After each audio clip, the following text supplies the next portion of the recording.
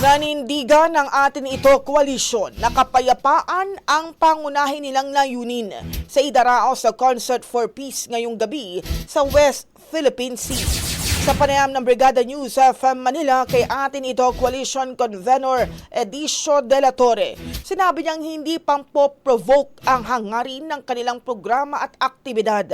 Sa katunayan, nagpadala rin daw sila ng imbitasyon sa Chinese Embassy para mag-invite ang mga artist mula sa China pero wala itong tugon. Sa pulong balitaan kanina, kapansin-pansin din na mayroong watawat ng China sa kanilang tarpaulin.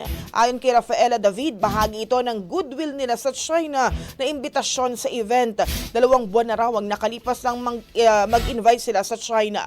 Ngayong hapon, aarangkada na ang Sunset Musical. Tampok ang ilang local artists gaya na Eve Dancel at Noel Cabangon. Magpe-perform din sa concert ang 2 K-pop groups, kabilang na ang Horizon, isang boy group na kinabibilangan ng mga Pinoy, at isang girl group na ay Mongo. Ang bahaging ito ay hatid sa atin ng Maxan Mangosteen Santon Coffee. Max Healthy, Max Sarap.